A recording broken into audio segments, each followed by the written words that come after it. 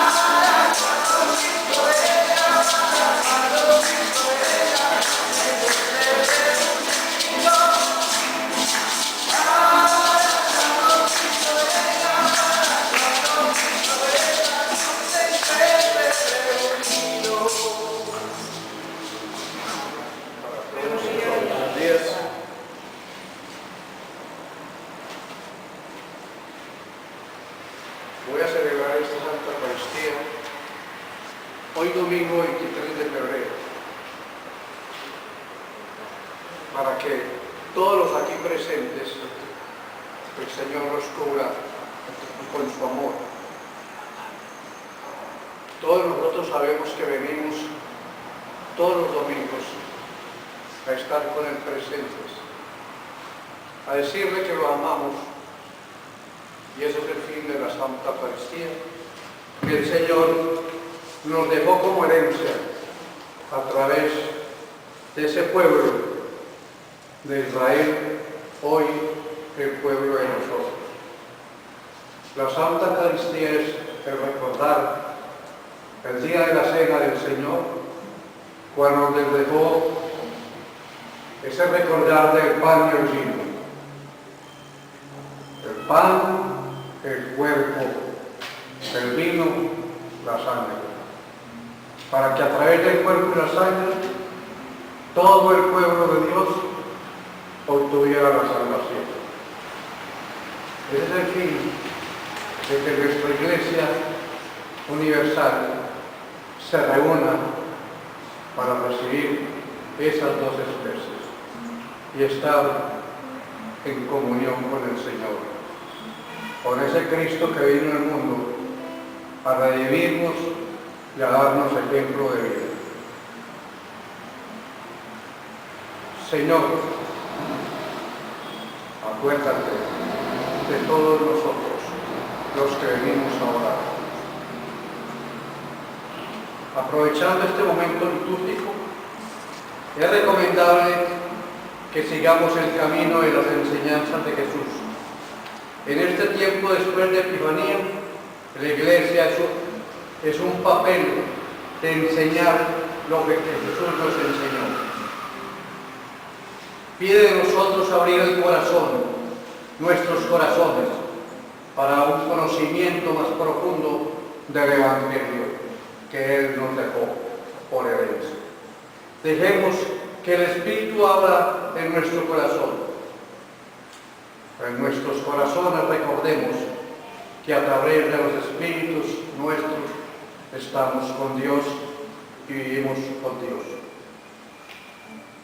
Recomendamos la lectura del capítulo 5 del Evangelio de San Mateo. ¿Por qué lo recordamos? Todas aquellas personas que tienen la Biblia, es muy importante el recordar ese capítulo del Evangelio de San Mateo, capítulo 5, las bienaventuranzas. Vivamos esas bienaventuranzas y mantengámonos siempre haciendo el bien y viviendo en el amor. Vamos a abrir nuestro libro de la congregación en la página número 1.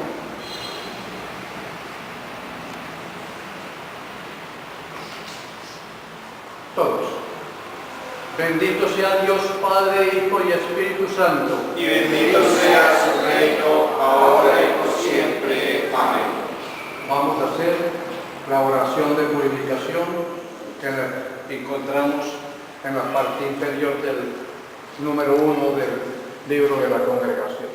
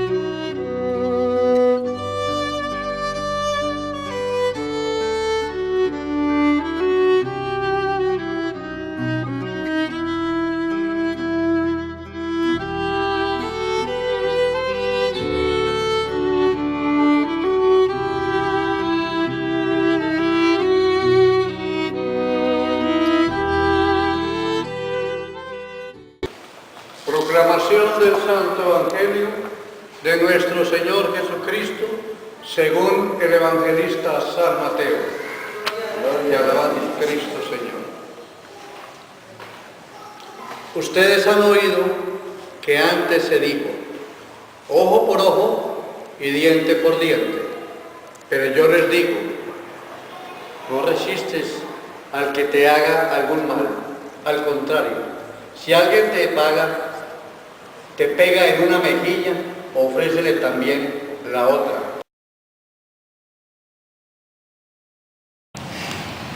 En el nombre del Padre, del Hijo y del Espíritu Santo. Amén.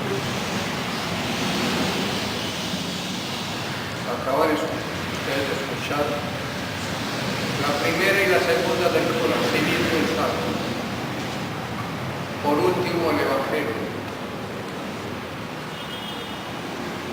Si ustedes pusieron un poquito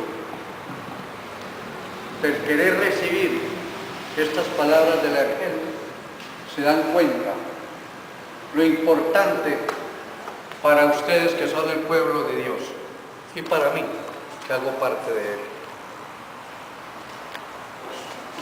En él encontramos algo muy importante.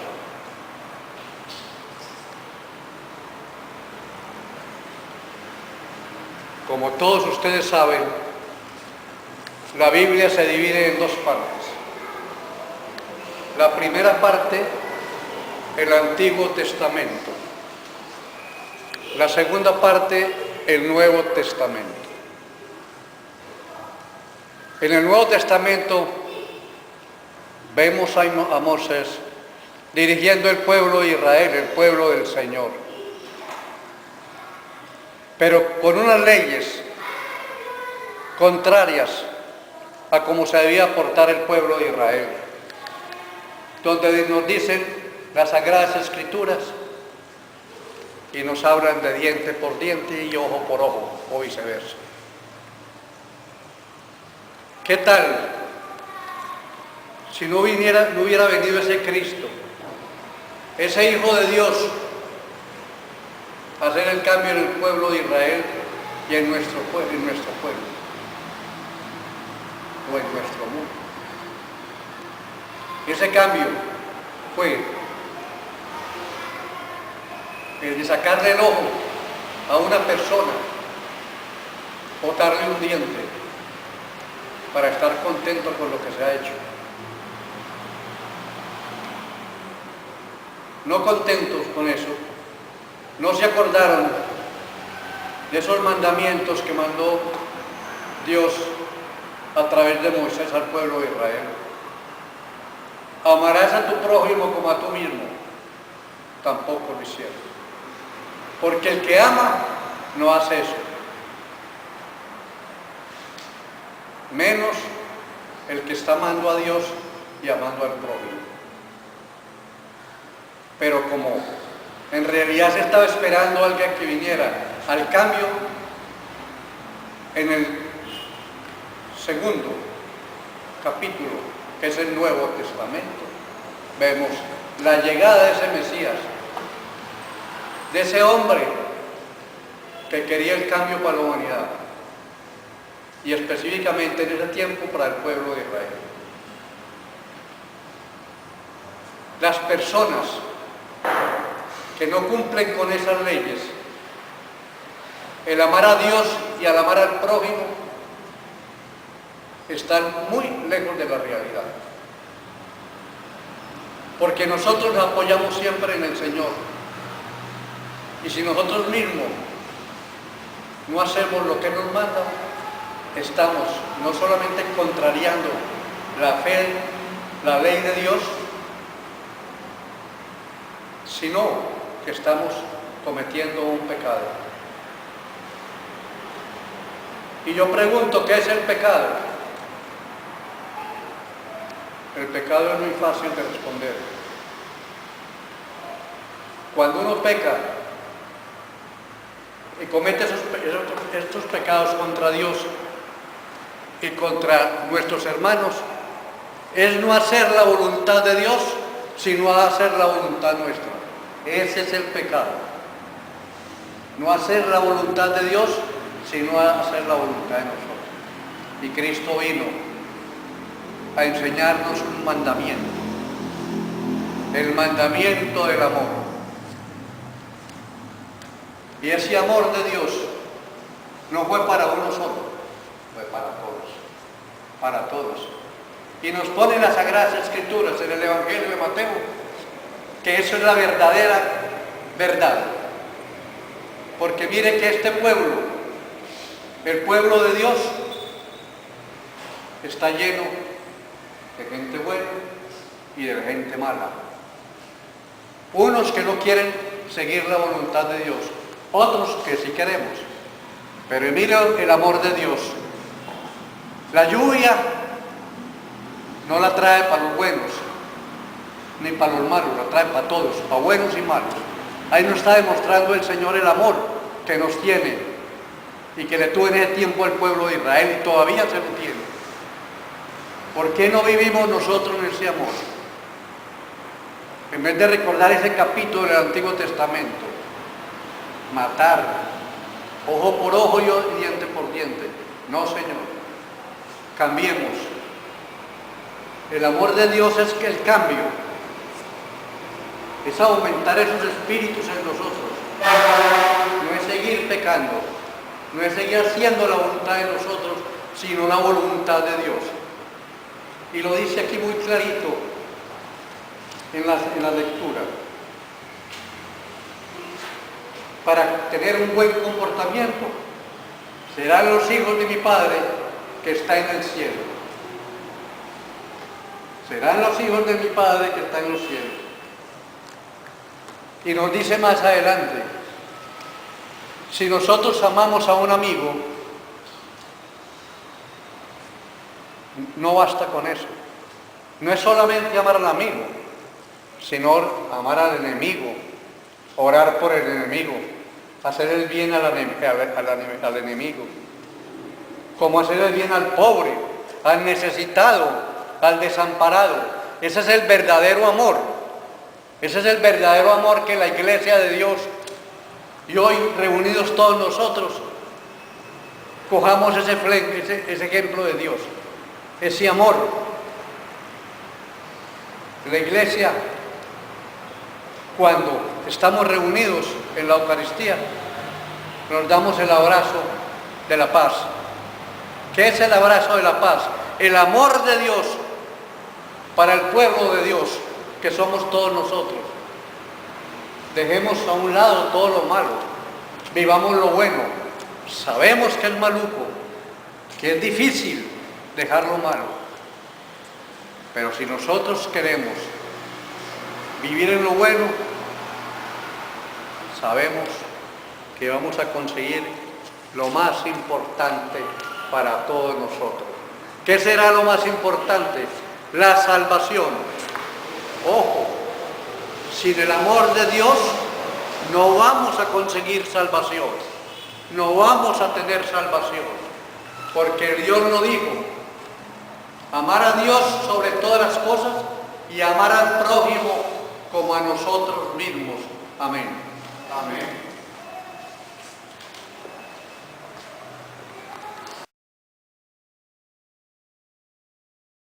Yo siempre al pueblo de Dios les hablo sobre las ofrendas. Mucha gente cree que las ofrendas es para que el sacerdocio las pueda llevar a los bolsillos. En nuestra iglesia no es así. Las ofrendas en nuestra iglesia se reciben del pueblo de Dios y se llevan a un tesorero que tiene la iglesia. Ese tesorero tiene que darle razón a la diócesis. Y nosotros tenemos la obligación de informar qué cantidad en dinero se ha recibido, porque todo no se puede mandar para la diócesis, sino que hay mucho gasto y a veces no alcanzan las ofrendas que nos dan. Yo siempre he pedido al pueblo de Dios, como lo hacían en tiempos antiguos, de ofrecer al Señor una ofrenda de diferentes maneras. Y lo vemos ahora, vamos a ver ahora en la Eucaristía. De manera que no es para nosotros, es para la extensión de su reino. Rindan la ofrenda debido a su nombre, traigan la ofrenda y entren en sus atrios. Presentamos el día.